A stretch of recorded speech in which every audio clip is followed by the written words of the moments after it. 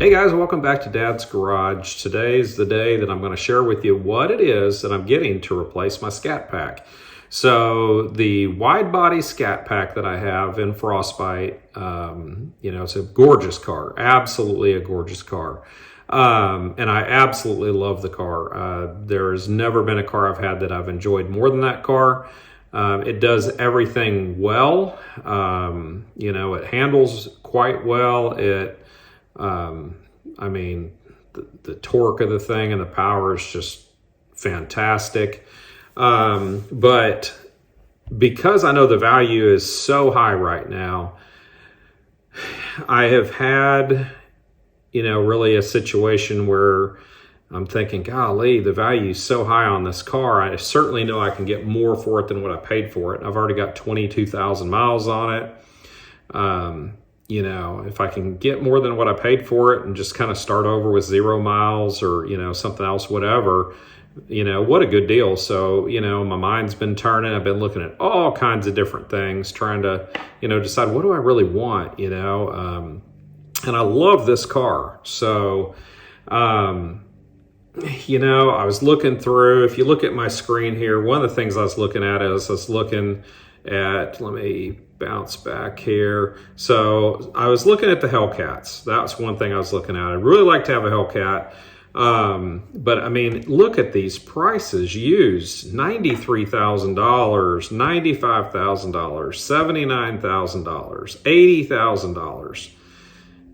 Just ridiculous, these prices on a used Hellcat. So I was like, and I really wanted a Charger. I really do enjoy the Charger. I love having the back seat, the doors. I think the look of the Charger is fantastic. Personally, I like the look of the Charger better than I do the Challenger.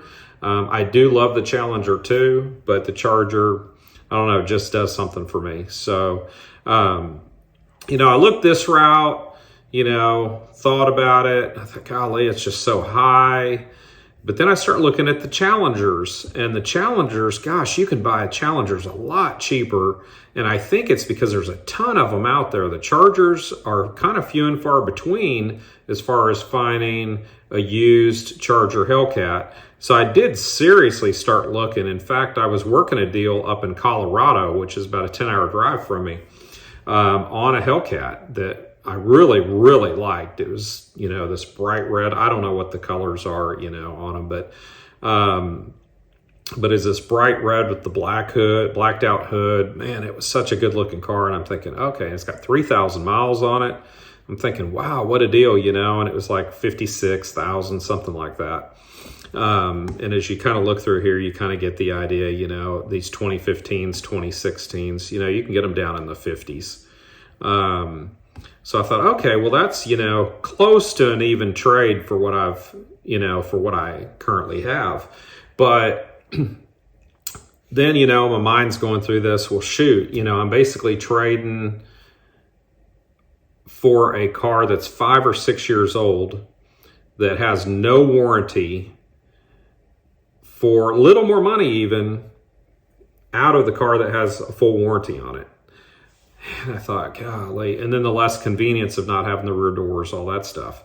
So, I really looked at that pretty seriously. Another thing that I looked at was a Supra. I really love these Supras. They have, I don't know, this new Supra. I've always been a Supra fan, but these new ones just are so cool, and they punch way more than what their advertised horsepower is. In fact, I think they're listed at 382 horsepower or something like that, or 384. But I've seen them dynoed at the rear wheel at more than what they're advertising, being at the crank. So, and they're a little bit smaller car, but then again, I completely lose back seat. So, I looked at used Corvettes, because they're also right around this price range, the mid 50s range for a used vet. A C7, still not a big fan of the C8, but the C7 vet, I'm a huge fan of the C7. So I was looking at those, but, then again, I have no back seat. This is our daily, we drive the heck out of it. We drive it everywhere for everything. So I lose so much convenience by going to a two-seater like a Corvette or one of these Supras. So to sum all that up, come last Wednesday, I guess is about 10, 11 days ago now, I get a call from my car dealer, the guy who sold me the car, and ironically, he says, "Hey, we'd like to buy this car back from you." And so we start talking about it a little bit, and they're willing to offer me $3,000 more than I paid for it. Like I say, with 22,000 miles, I guess it is now. And I thought, okay, this is starting to sound pretty decent. I'd had offers a little higher, but then I said to him, I was like, but I can't get another car. That's my problem. I love this car. I can't get another one. So what am I supposed to do? So he says, well, we'll order you one. I was like, okay. And in my mind, I'd always thought, well, ordering is a lot more expensive than, getting one off the lot. My entire life, I've gotten them off the lot, and always got discounts and all that. But in this day and age where MSRP is about the best you're going to get off the lot, I was like, what the heck? But he said, no, yeah, I can order you one. And I can order you a 21. And I said, oh, 22s, not yet. He said, no, 22s are probably going to be January before you can order a 22. But he said, if I order you a 21, I can give it to you invoice. So that's about $2,800 less than MSRP on this car. And we did talk Hellcat too, by the way. Talked Hellcat and the Scat Pack. But anyway, so he said, yeah, I can do that. And he said, the other thing that's really cool right now is he said, we got 0% for 72 months. And I'm like, whoa. Okay, well, that saves quite a bit of money per month just on the financing alone. So we start talking about it more. And then I go ahead and I start ditching these ideas of the used Challenger, the used Charger, Hellcat. And I also dropped the idea of the Supra.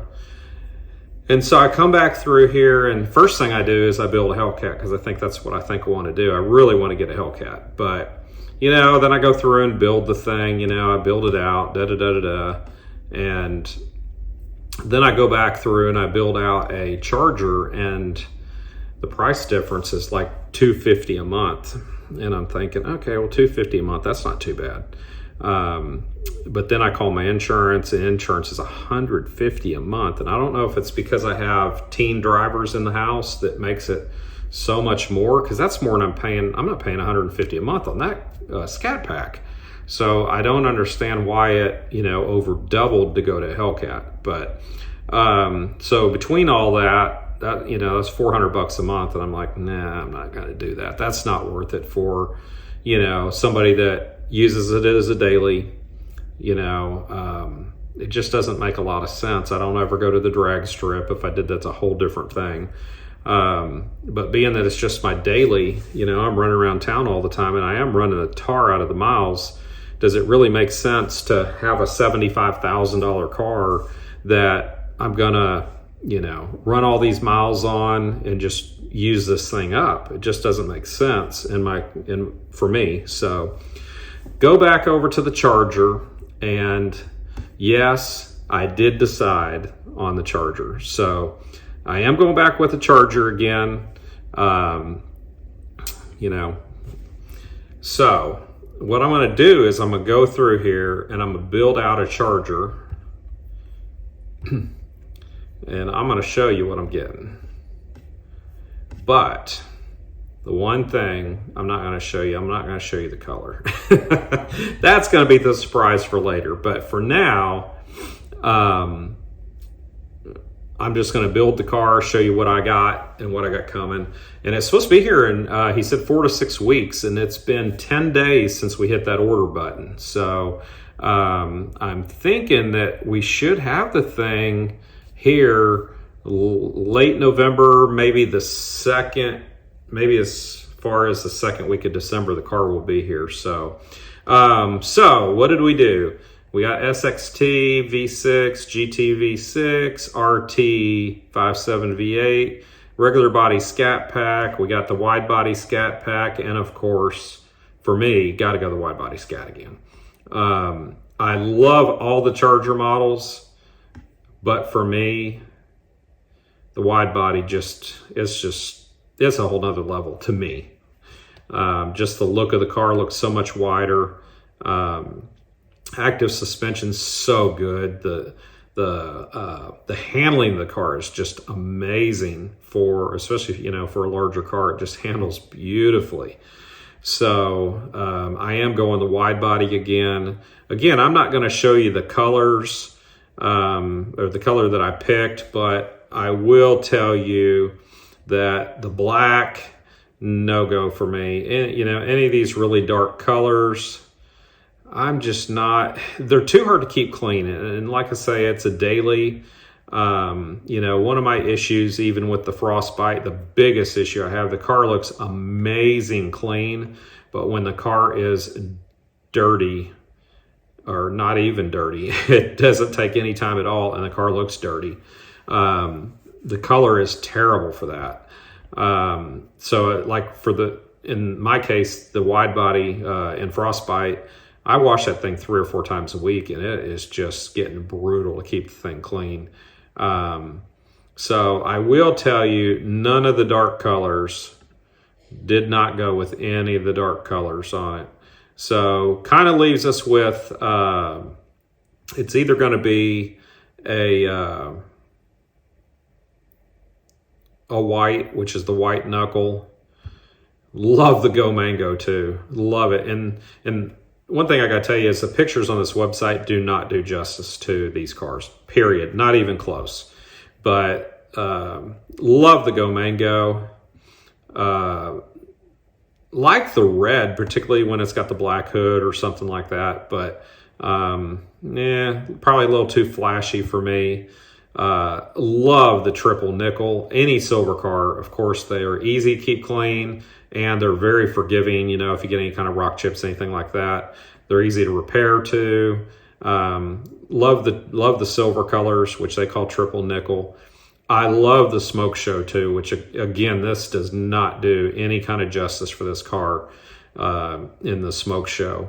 But I'll show you. The plan is, my dealer told me that he will be able to tell me the day that truck will arrive, and probably within hours even, give me a window. So my plan is, I'm going to be sitting there at the dealer when that truck pulls in, and you and I will see that thing for the very first time. Now I know what color it is, but you will get to see it for the first time too, as it's on the truck, is my plan. But for now, the build out, I'm just going to do it as if it's a frostbite again. Not really going to talk about the stripes or the hood, trunk, any of that stuff, for the wheels. We'll see what it looks like when it comes. Locking lug nuts, of course, are for sure. It's going to come with the crap Pirelli tires. The gloss painted black roof. I don't know. For me, I'd just get it wrapped if I was going to do that.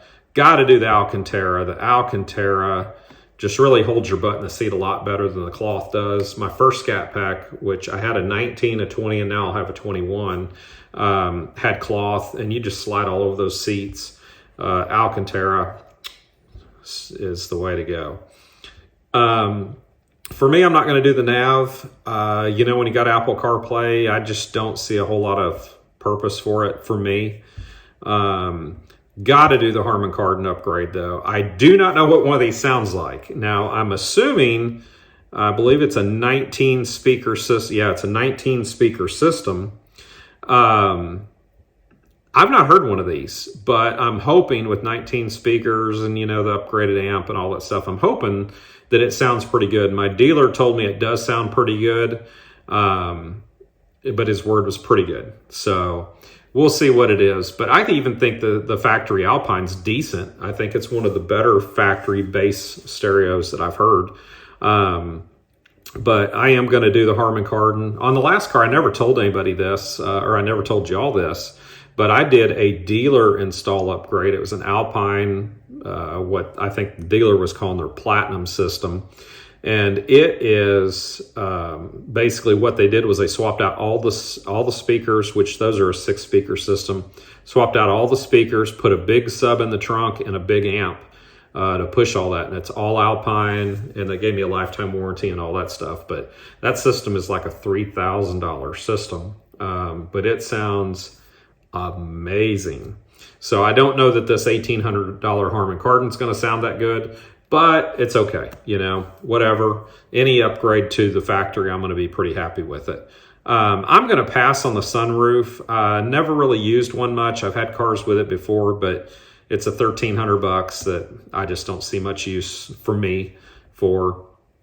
Of course, when you do the Alcantara, you do get the Plus group. So you get the, you know, the dimming exterior driver mirror, which is awesome. You know, there's a lot of other stuff, the blind spot monitoring. Those are kind of the highlights. The Alcantara, of course. And the memory seats is fantastic. My wife doesn't drive it much, but when she does, she's so short. I mean, I'll knock my knees off and everything else trying to get into the car. So I love having that memory because I got number 1, she's got number 2. So did not do the technology group. You know, $2,000, that's a lot of money. Yes, this is some nice features. But $1,900 for lane departure and, you know, rain sensitive, you know, wipers and, you know, the adaptive speed control, all that stuff. That's a lot of money for me. So, and if I'm not careful with, you know, selecting these options, I'm going to get in Hellcat territory anyway. So I don't know why I would do that, you know. So the carbon suede, $1,600 to me, that's another really expensive one. That carbon fiber looks really good, and the suede headliner versus just the cloth is super nice. But again, I'm going to pass on that for $1,600. Driver convenience group. I think this is one of the best deals as far as building one of these out. So with the driver convenience group, of course, you get the HID headlights. So to me, that's I don't know, that's really worth it. It's got the auto dimming driver mirror, which we already got on the other package. It's already it's a lot of duplication, but still for the HIDs, $800. I think it's worth it. That nice, clean, bright, clear, sharp light that comes from the headlights versus the kind of yellowy. Yeah, I think it's worth it, and I definitely want it again. I have it on this one, and I will definitely do it, or I did it on this one. Navigation, where he talked about this, you know, little door sill plates. Yeah, that's cool, but $475. I think I could probably get something aftermarket if I was interested in that. Engine block heater. I'm in Texas. We don't need it. Don't need it down here. So of course I haven't told you everything, you know, that's, you know, going into it as far as, you know, all the, you know, the paint or, you know, any of this other stuff yet, but that you're going to see when it gets here. But basically, that's basically the build out on it. The car I got is more expensive than this because, you know, because of some of the stuff that I've picked that you'll see when it comes in here in a few weeks. But anyway, that's what I'm doing. Get me another Scat Pack. I absolutely love the Scat Pack. I have never had a car that I enjoy more than the Scat Pack. And, you know, when it came down to it, in my mind, it's just a better, you know, it's just, for me, a better value than going back to a used Hellcat, a new Hellcat even, you know, even the Supra. And it's just a lot more convenient because you can do so much more with it. And it's such an amazing looking car, and it's such a great car. I've not had one of these long enough to know how they hold up long term.